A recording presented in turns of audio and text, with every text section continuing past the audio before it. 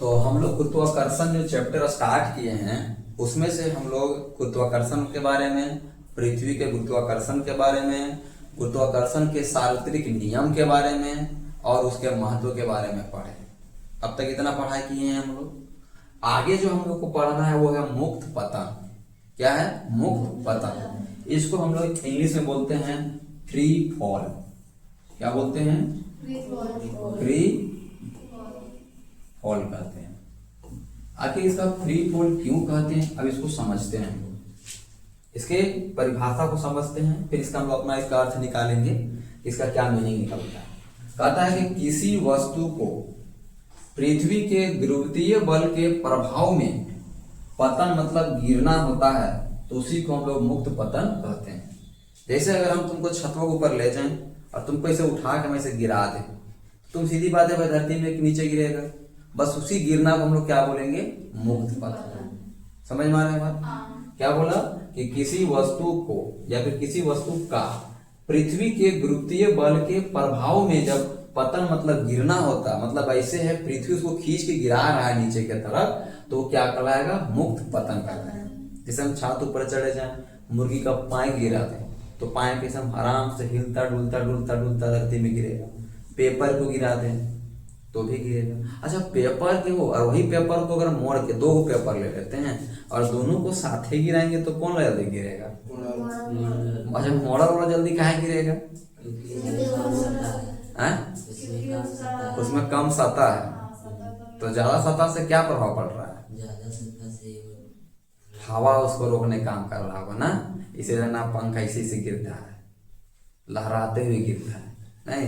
और जो हम लोग उसको अगर छोटा कर देते हैं मोड़ के तो फिर कम सतह लेता है तो उसमें कम हवा का प्रभाव पड़ता है तो आसानी से गिर जाता है। लेकिन फिलहाल हम यहाँ ये बोल रहे हैं कि पृथ्वी जब किसी चीज को अपने तरफ खींचता है या गिराता है उसको, जैसे सेव टंगाया रहता है, पकड़ने के बाद गिरता है तो धरती में गिरता है ना, तो कह रहा है कि किसी वस्तु का पृथ्वी के गुरुत्वीय बल के प्रभाव के कारण, कौन सा बल के प्रभाव कारण?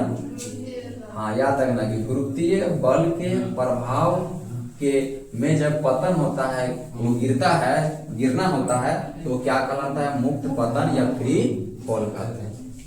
अब ध्यान देना, कहता है कि मुक्त पतन में वस्तु के वेग की दिशा में कोई परिवर्तन नहीं होता है। क्या बोल रहा है? कि वस्तु के वेग की दिशा में कोई परिवर्तन नहीं होता है क्योंकि वह हमेशा पृथ्वी की तरफ करता है। क्या करता है? पृथ्वी की तरफ गिरता है, तो वेग में कोई परिवर्तन नहीं होता। लेकिन वस्तु के वेग के परिणाम में परिवर्तन जरूर होता है ना।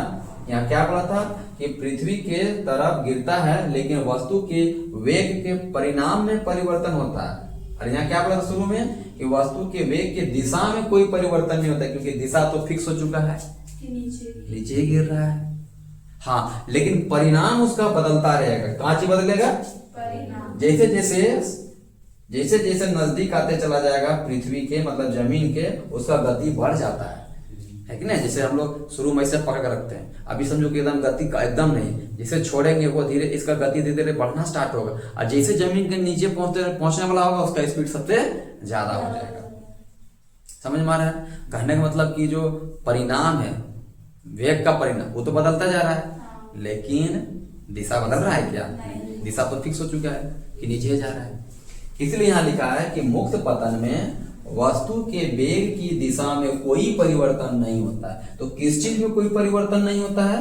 तो वेग के दिशा में, है ना। वस्तु का जो वेग का दिशा, उसमें कोई परिवर्तन नहीं होता है क्योंकि वह हमेशा पृथ्वी की तरफ गिर रहा है, फिक्स हो चुका है पृथ्वी की तरफ। लेकिन वस्तु के वेग के परिणाम में परिवर्तन होता है।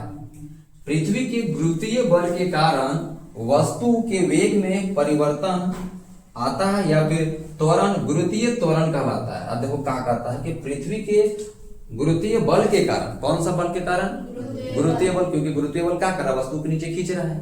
तो गुरुत्वीय बल के कारण वस्तु के वेग में परिवर्तन जो होता है, या उसी परिवर्तन को हम लोग क्या नाम देते हैं? गुरुत्वीय त्वरण कहलाता है। यहाँ पे परिवर्तन या फिर त्वरण गुरुत्वीय त्वरण कहलाता है। मतलब जो त्वरण से गिर रहेगा, जिस त्वरण मतलब समझ एक्सेलरेशन, मतलब वस्तु तो हम लोग जान रहे हैं कि एक दिशा में गिर रहा है नीचे की तरफ, है ना, उसके परिणाम में लगातार बदलाव भी आ रहा है। हम बोल रहे हैं कि आखिर गिर रहा है, उसका अगर वेग है तो वेग होगा, तो इसका मतलब उसका त्वरण भी तो होगा। तो जिस त्वरण से वो नीचे गिर रहा है उस त्वरण का हम लोग नाम देते हैं गुरुत्वीय त्वरण। कौन सा त्वरण? देखो यहाँ पे 2 बार हमको लगता है लिखा गया, ये वाला त्वरण यहाँ नहीं होना चाहिए था, ठीक है, यहाँ नहीं। अब देखो पढ़ो तो अब मीनिंग सही निकल रहा है कि पृथ्वी के गुरुत्वीय बल के कारण वस्तु के वेग में परिवर्तन होता है या फिर गुरुत्वीय त्वरण कहलाता है। उसी को क्या हम लोग कहते हैं? गुरुत्वीय त्वरण। वेग में जो परिवर्तन होता है या जो त्वरण होता है उसी का हम लोग नाम क्या कहते हैं? गुरुत्वीय त्वरण। याद रखना, वस्तु के वेग में परिवर्तन को ही हम लोग एक शब्द में क्या बोलते हैं? त्वरण बोलते हैं, समझी। और उसी त्वरण को यहाँ कोमा लेना चाहिए था, कोमा, और उसी त्वरण का नाम हम लोग दे रहे हैं गुरुत्वीय त्वरण, मतलब सही है। देखो ऐसे, ये वेग में परिवर्तन बोलो, क्या बोलो? वेग में परिवर्तन। तो वेग में परिवर्तन को ही हम लोग बोलते हैं त्वरण, है कि नहीं? तो उस त्वरण को या वेग में परिवर्तन को ही हम लोग नाम देंगे क्या चीज? गुरुत्वीय त्वरण। देखो, तो यहां से यहां तक में 3 बात बताएं। क्या बात? कि वस्तु का वेग में, वस्तु का वेग का दिशा में कोई परिवर्तन नहीं होगा, वस्तु के जो वेग होगा उसके परिणाम में, उसके मान में बदलाव आएगा, परिवर्तन होगा। और वो परिवर्तन किसके कारण होता है? पृथ्वी के गुरुत्वाकर्षण बल के कारण। और वही बल जब वस्तु गिर रहा है तो उसका जो त्वरण होता है, जिसमें वेग में परिवर्तन हम बोल रहे हैं, वेग में परिवर्तन होता है, तो वेग में परिवर्तन का ही नाम क्या होता है? त्वरण। तो उस त्वरण का नाम क्या हो जाएगा? गुरुत्वीय त्वरण कहलाएगा। और इसको हम लोग छोटा जी से प्रदर्शित करते हैं, छोटा जी से इसको हम लोग दर्शाते हैं। और इसका मात्रक मीटर प्रति सेकेंड स्क्वायर होता है। क्या होता है? मीटर प्रति सेकेंड स्क्वायर। अब थोड़ा हम कुछ बताना चाह रहे हैं, इसको ध्यान दोगे। हम लोग जानते हैं कि वेग का मतलब क्या होता है। तो वेग का मतलब होता है, वेग का मतलब होता है विस्थापन बटा समय। याद होगा? वेग का मतलब क्या बताए थे? विस्थापन बटा समय। ये हो गया वेग का सूत्र। लेकिन हम लोग त्वरण को बोलेगा कि त्वरण क्या होता है? त्वरण, तो त्वरण का मतलब बताते हैं कि वेग में परिवर्तन। किसमें परिवर्तन? वेग में परिवर्तन। और जब वेग में परिवर्तन होगा तो समय के साथ होगा, समय में भी परिवर्तन होगा। यानी नीचे का समय में परिवर्तन लिखे या केवल समय लिखें तो बात एक ही है। अगर हम लोग यहाँ पे क्या करते हैं, वेग में परिवर्तन, तो हम बताए थे कि वेग में परिवर्तन निकालने का सूत्र होता है अंतिम वेग। कौन सा वेग? अंतिम वेग माइनस हम लोग करते हैं प्रारंभिक वेग। और जब अंतिम वेग में प्रारंभिक वेग को हम लोग जब घटाते हैं, है ना, और नीचे जब हम लोग समय में परिवर्तन को लेते हैं, तो यहाँ अंतिम वेग को हम लोग शॉर्ट में भी से दर्शाते हैं। प्रारंभिक वेग को हम लोग यू से और समय को हम लोग टी से दर्शाते हैं, और त्वरण को ए से, क्योंकि इसको इंग्लिश में बोलते हैं एक्सेलरेशन। तो ये त्वरण का क्या हो गया? सूत्र हो गया। ये त्वरण का सूत्र हो गया। उसी तरह वेग का भी हम लोग शॉर्ट वाला सूत्र जानते हैं। वेग को इंग्लिश में कहते हैं वेलोसिटी। वेग को क्या कहते हैं? वेलोसिटी बोलते हैं। इंग्लिश में इसको विस्थापन को डिस्प्लेसमेंट कहते हैं।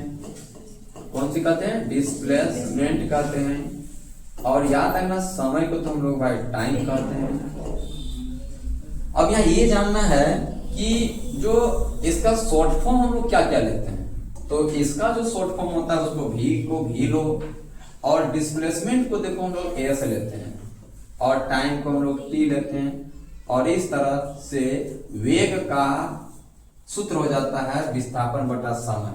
विस्थापन तो दूरी होता है ना, एक प्रकार का शॉर्टेस्ट दूरी को ही ना बोलते हैं। और पता है दूरी का ऐसा ही मात्रक क्या लेते हैं लोग? मीटर। और समय का क्या लेते हैं? सेकेंड। तो इसीलिए देखो वेग का ऐसा ही मात्रक क्या लेते हैं? मीटर पर सेकेंड। अब वही चीज अगर हम यहाँ देखेंगे, ऊपर में यहाँ क्या है, मीटर प्रति सेकेंड है, ऊपर में वेग है ना भाई, वेग में परिवर्तन मतलब वेग है, तो वेग का क्या होता है, मीटर प्रति सेकेंड होता है, नहीं होता है, मीटर प्रति सेकेंड होता है, और पहले से वो और सेकेंड है, इसका मतलब क्या हो गया, मीटर प्रति सेकेंड स्क्वायर। इसको ऊपर ले जाएंगे तो क्या पढ़ाएगा, मीटर प्रति सेकेंड स्क्वायर नहीं पढ़ाएगा। चाहे तो मैं लोग इसको ऐसे भी लिखता है, बहुत लोग मीटर प्रति सेकेंड स्क्वायर ऐसे भी लिखता है। तो कोई पूछेगा कि त्वरण का क्या होता है ऐसा ही मात्रा, तो बोलते हैं मीटर प्रति सेकेंड स्क्वायर होता है। तो बता, ये भी तो त्वरण है, तो है बस पृथ्वी के तरफ गिर रहा है, इसीलिए इसका नाम गुरुत्वीय त्वरण दे दिए। और गुरुत्वीय त्वरण है तो उसको हम लोग शॉर्ट में जी नाम दे दिए। जैसे त्वरण को इंग्लिश में एक्सेलरेशन बोलते हैं तो ए नाम दिए, क्या नाम दिए, ए। तो उसी तरह गुरुत्वीय त्वरण को इंग्लिश में बोलते हैं हम लोग एक्सेलरेशन ड्यू टू ग्रेविटी। क्या बोलते हैं, एक्सेलरेशन ड्यू टू ग्रेविटी, यानी ग्रेविटी मतलब गुरुत्वीय, जी ग्रेविटी। तो ग्रेविटी का शुरू अक्षर होता है जी, इसीलिए उसका शुरू अक्षर से लिया गया है इसका जी, और इसीलिए इसका हम लोग जी से जानते हैं। और इसका मात्रक लेकिन तो वही ना होगा, है तो त्वरण, और त्वरण का मात्रक क्या बताएं, मीटर प्रति सेकेंड स्क्वायर। तो यहाँ हम लोग कितना चीज पढ़े, बहुत सारा चीज पढ़े हैं, तो हम ध्यान समझने वाली चीजें हैं। सबसे पहले बताएं मुक्त पतन, और इस मुक्त पतन को बोलते हैं हम लोग फ्री फॉल। मतलब जब किसी चीज को हम ऊपर से नीचे गिराते हैं तो वो चीज हमेशा क्या करता है, नीचे की ओर गिरता है। मतलब जिसका वेग तो फिक्स है नीचे की तरफ, दिशा, वेग का दिशा, जो दिशा तो फिक्स है, लेकिन उसका परिणाम में बदलाव आते रहता है। और उसी परिणाम में बदलाव मतलब उसके वेग में बदलाव, उसके वेग में परिवर्तन, और उसी वेग के परिवर्तन का नाम हो जाता है त्वरण। लेकिन हम लोग जानते हैं पृथ्वी के तरफ गिर रहा है, तो पृथ्वी के तरफ गिर रहा है, पृथ्वी खींच रहा है, तो वैसे बल का नाम हो जाता है गुरुत्वाकर्षण बल।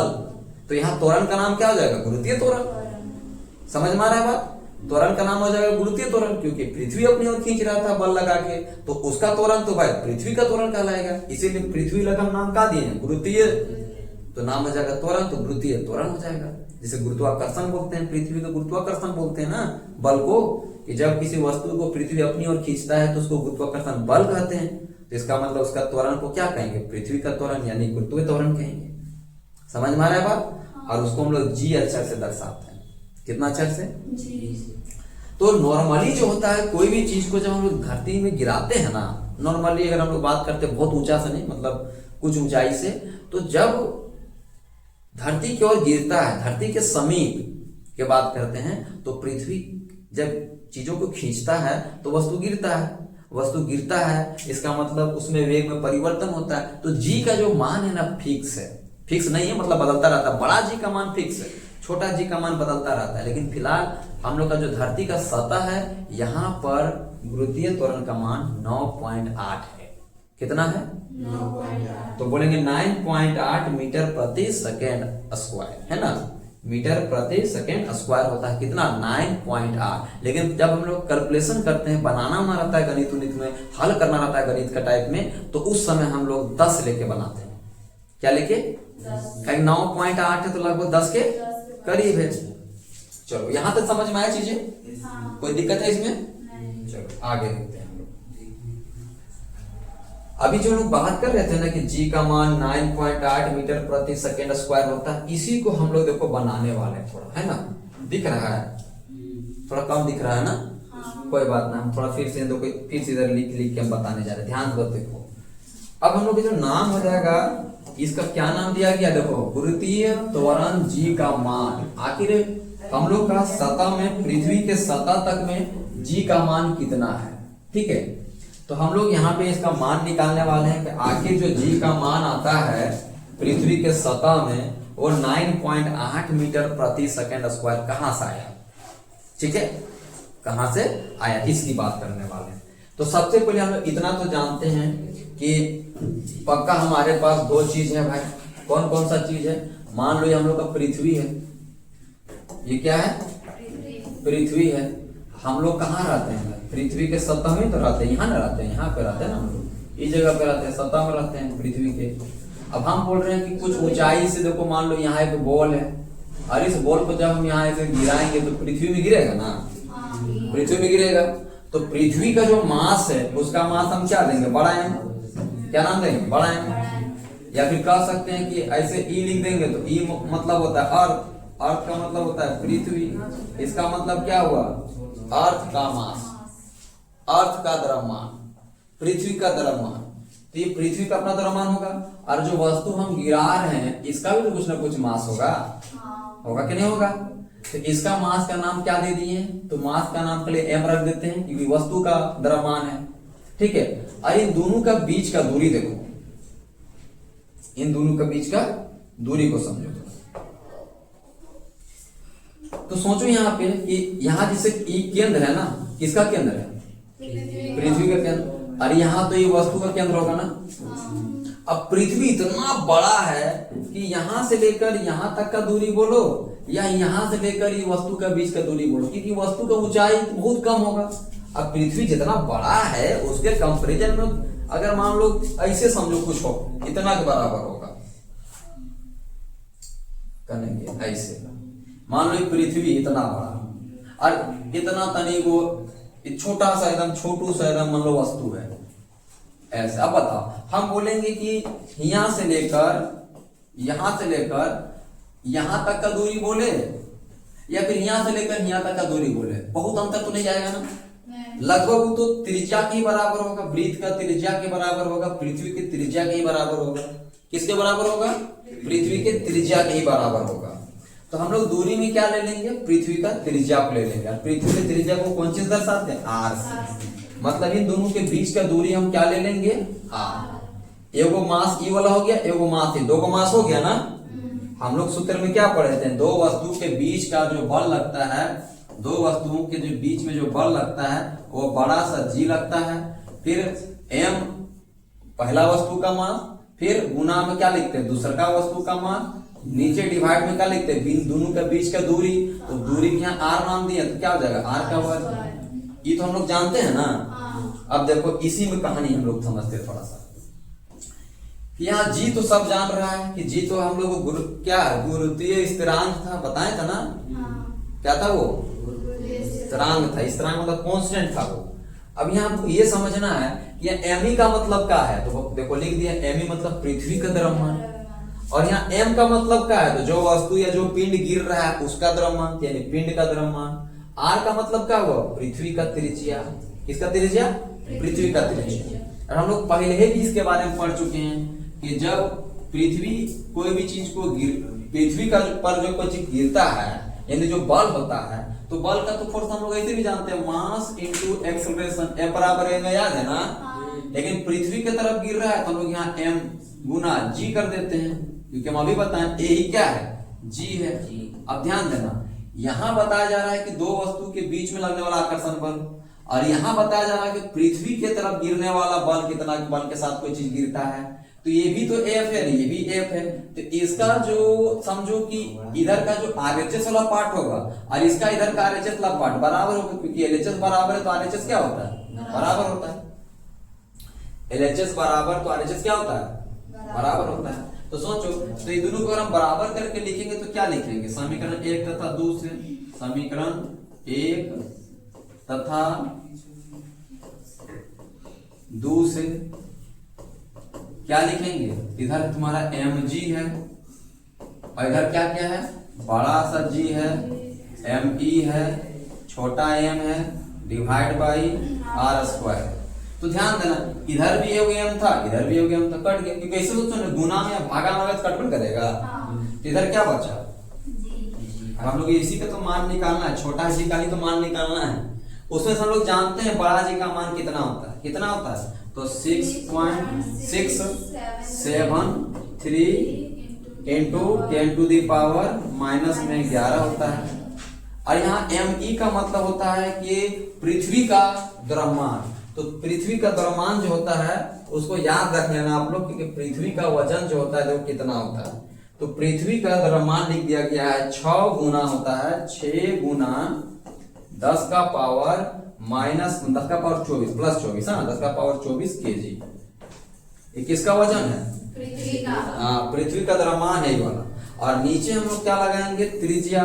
तो पृथ्वी का त्रिज्या कितना होता है, तो कोई लिख दिया है कि पृथ्वी का त्रिज्या होता है 6.4 गुना 10 का पावर कहाँ चला गया, हाँ 6.4 में 10 का पावर 6 प्लस 6 है ना, हाँ प्लस 6 मीटर। अब यहाँ हम लोग क्या करेंगे, काट कूट करेंगे, जो कटेगा जिसके साथ कटेगा, काटने के बाद जो बचेगा वही किसका मान निकलेगा, जी का मान निकलेगा। थोड़ा थोड़ा हम हाथ सॉल्व करते, देखो कैसे कैसे। इस नंबर को इस नंबर से पहले गुना करेंगे, क्या करेंगे, गुना करते हैं। इस नंबर को इस 6 से गुना करेंगे, ठीक, तो गुना करो, 6 दिया 18 के 8 हाथ में कितना हुआ 1, 6 सते 42, अरे 43 का 3 हाथ में 4, 36 6 तक 36 और 4 40 का 0 हाथ में 4, फिर 6 से 36 36 और 4 36 4 40 फिक्स होगा ना, गलत नहीं कर रहे हैं, हाँ तो ठीक है। अब यहाँ पीछे 3 के बाद पॉइंट लगा देंगे, कितना आ गया। अब देखो पावर देखो सेम होता है, पढ़ा होगा जब बेस सेम होता है तो पावर को घटा दिया जाता है, जोड़ दिया जाता है, पढ़ा है ना। तो गुना में है तो भाई जोड़ते हैं, लेकिन यहाँ माइनस दे रहा है, तो 24 में 11 जाएगा, कितना बचेगा 10 का पावर 13 बचेगा ना जी, तो प्लस में 13 बचेगा। अब ध्यान देने वाली बात है कि यहाँ जो 6.4 दिख रहा है, 10 का पावर जो 6 नीचे ऊपर जाएगा तो फिर से ही बन जाएगा 10 का पावर -6। अब प्लस 6 में -6 जाएगा तो जी का मान कितना निकलेगा, फिलहाल यहाँ तो 40.033 है और 3 8 है, तो इसको अगर 6.4 से भागा दे देंगे, देखो यहाँ भी कुछ मिल जाएगा, तो एक लास्ट स्टेप में कर लेते हैं। तो इसको जब इससे भागा देंगे तो देखो कितना आएगा, है ना, भागा कोई नॉर्मली भागा नहीं है, थोड़ा इसको हम लोग कैलकुलेटर से कर लेते हैं ना। ये 40 पॉइंट जो है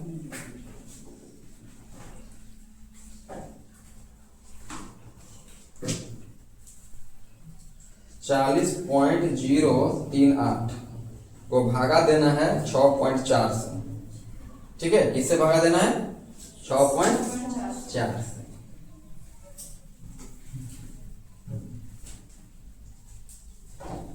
अच्छा एक बात ध्यान देने वाली बात है, हम लोग एक चीज छूट गया, यहाँ r का स्क्वायर था, और r का स्क्वायर का मतलब r गुना r होता है, तो वो और यहाँ पे r होता है ना, इसीलिए वैल्यू कम आ रहा था।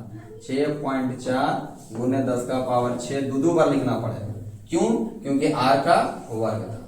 अब यहाँ 6.4 और 6.4 को पहले गुना करते हैं, तो 6.4 गुना जब 6.4 होगा तो नीचे यहाँ का मान जो आएगा वो आ जाएगा 40.96। और अभी हम लोग क्या किए थे, कल 10 पर पावर 6 को ऊपर भेजे थे, और है तो 6 + 6 कितना चला जाएगा ऊपर 12, कितना जाएगा 12। अब 12 में 13 जाएगा तो बताओ कितना बचेगा 1, और इसको जब इससे भागा देंगे यानी 40.038 को जब भागा देंगे हम लोग 40.96 से, तो ये मिल के आएगा 0.9774। इस तरह से बढ़ेगा, ढेरे है इंटू। अब यहाँ ये तो जान 12 में 13 जाएगा तो केवल एगो 10 बचेगा, और जब 10 बचेगा तो जी का मान में अब देखो ये जो दशमलव तुम्हारा यहाँ लगा ले, 10 से गुना करेंगे तो दशमलव एक अंक पीछे चला जाएगा, और ये बन जाएगा 9.774। और भी बढ़ते हैं यहाँ पे, अब यहाँ और आते रहेगा नंबर यहाँ।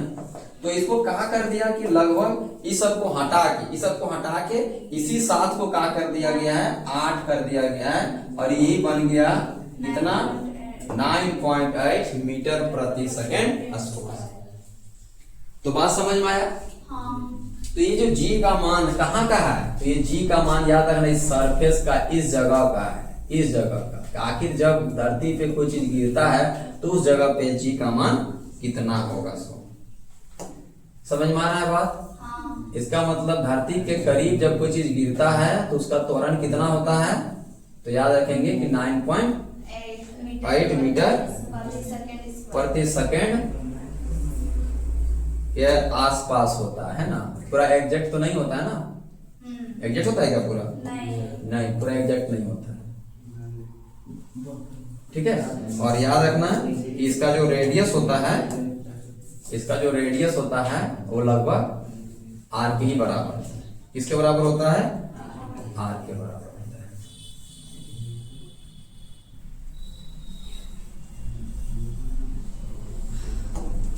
ये हो गया किसका केंद्र, पृथ्वी का, और यह किसका केंद्र, वस्तु का, इन दोनों के बीच का दूरी को हम क्या बोल रहे हैं, आर, है ना, दूरी कार बोल रहे हैं। और ये किसका द्रव्यमान हो गया, पृथ्वी का, और इसका द्रव्यमान को नाम दिए थे छोटा है।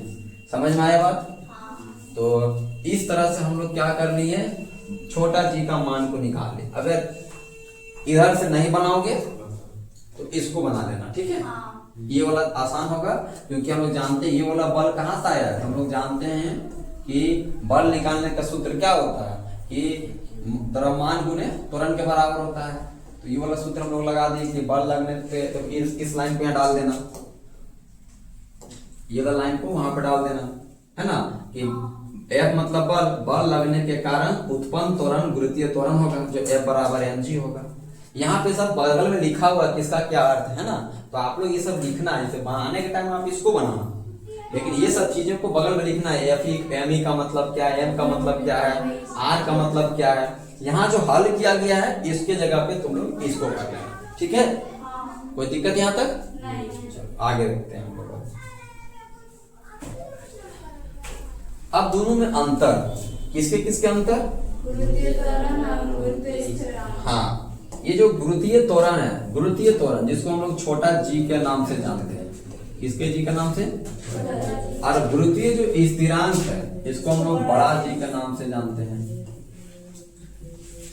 इसका मान जो है 9.8 मीटर प्रति सेकेंड होता है ना, 9.8 मीटर प्रति सेकेंड स्क्वायर होता है। किसका मान, छोटा जी का मान। लेकिन बोलता है बड़ा जी का मान, तो इसका मान 6.67 गुना 10 का पावर माइनस में 11 होता है। कितना होता है, 10 का पावर माइनस में 11 होता है। पावर जगह कहीं सीधा लिखा गया है, तो हम लोग क्या लिखेंगे, 10 का पावर माइनस में 11। तो 10 का पावर माइनस 11 किसका होता है, बड़ा वाला जी का मान। तो बड़ा वाला जी का मान क्या बोलेंगे, इसका मान 6.67 गुना 10 का पावर माइनस 11। देखो यूनिट याद रखना बहुत जरूरी है, क्या लिखा है, न्यूटन मीटर स्क्वायर पर केजी स्क्वायर होता है। इसका मान भिन्न भिन्न स्थानों पर भिन्न होता है, मतलब समझ रहा, अलग अलग जगह पे अलग होगा, समझ रहे। पृथ्वी से जैसे ऊंचा चलते जाएंगे चलते जाएंगे चलते जाएंगे तो जी का मान खत्म हो जाएगा कुछ देर में, चलते जाएंगे चलते जाएंगे चलते, क्योंकि ये तो जी का मान हमें क्या पता है, सतह का है ना। तो इसका मान तो तुम्हारा अलग जगह पर अलग मिलेगा, लेकिन इसका मान सदैव स्थिर होता है, ये बदलता नहीं है। इस बात को याद रखना है कि ये बदलता नहीं है, ये सदैव स्थिर होता है। क्या होता है, सदैव स्थिर होता है। इसका मात्रा तो बताएं क्या होता है, मीटर प्रति सेकेंड स्क्वायर होता है। ऐसे नहीं लिखना, आपको लिखना है ऐसे, मीटर प्रति सेकेंड स्क्वायर, ऐसे लिखना। इसका मात्रक क्या होता है, तो इसका मात्रक हम लोग ऐसे भी लिख सकते हैं, न्यूटन मीटर स्क्वायर, और पर की जगह ऐसे लगा देंगे केजी और पावर लगा देंगे -2, तो कहलाएगा न्यूटन मीटर स्क्वायर पर केजी स्क्वायर पड़ेगा। यह एक सदिश राशि है। सदिश राशि का मतलब होता है जिसका केवल दिशा, मतलब खाली इसका परिणाम होता है। जैसे जी का मान देखो 9.8 है, तो परिणाम है इसका, ठीक है। तो यह एक सदिश राशि है, तो परिणाम के साथ साथ हम लोग जानते हैं इसका दिशा भी होता है। थोड़ा मिस्टेक हो गया, हमको अदिश लगा। ये कैसा राशि है, सदिश राशि। हम ये बोलेंगे यह एक सदिश राशि है। सदिश राशि में दो चीज मिलता है, मान भी मिलता है देखो 9.8, और हम लोग जानते हैं देखो उसका दिशा भी फिक्स है, इधर पृथ्वी के ही केंद्र के तरफ। लेकिन ये एक अदिश राशि होता है, क्योंकि ये तो कहीं भी हो सकता है, दो वस्तु के बीच का दूरी, किसी के भी बीच के दूरी बोलते, सॉरी, किसी भी दो वस्तु के बीच में लगने वाला हो सकता है स्थिरांक। तो ये तो कांस्टेंट है, ये पहले बोलते हैं कांस्टेंट है, नंबर है, और नंबर का केवल क्या होता है, अदिश होता है। उसका नंबर का केवल क्या होता है, परिणाम होता है, दिशा तो होता नहीं है। अदिश राशि का मतलब होता है केवल जिसका परिणाम हो, दिशा नहीं हो, और सदिश राशि का मतलब होता है जिसका परिणाम भी हो और दिशा भी हो, ठीक है। तो सदिश राशि और अदिश राशि दोनों राशि के बारे में हम लोग पहले भी पढ़ चुके हैं। चैप्टर लगभग 8 में पढ़े होंगे हम लोग, गति वाला चैप्टर में। इसमें पढ़े थे, गति वाला चैप्टर में पढ़े हुए हैं ना, सदिश राशि और अदिश राशि। यहां तक कोई दिक्कत है क्या, बोलो। कोई दिक्कत है तो बोल सकते हो, है ना। तो यहाँ हम लोग छोटा जी और बड़ा जी, इसलिए हम लोग का था गुरुत्वीय त्वरण तथा गुरुत्वीय स्थिरांक में अंतर, यानी छोटा जी और बड़ा जी में क्या अंतर होता है। तो यहाँ तक तो कोई दिक्कत नहीं होना चाहिए, है ना। अब आगे देख लेते हैं हम लोग। आगे कहता है पृथ्वी के गुरुत्वीय बल के प्रभाव में वस्तुओं की गति, है ना, कि गुरुत्वीय जो बल है उसके प्रभाव में वस्तु का जो गति होता है किस तरह से होता है। ये हम लोग का हेडिंग है। क्या है हम लोग का हेडिंग, कि पृथ्वी के गुरुत्वीय बल के प्रभाव में वस्तु की गति। तो इसको हम लोग अगले क्लास में करेंगे, ठीक है। इसको हम लोग क्या करते हैं, अगले क्लास में करेंगे।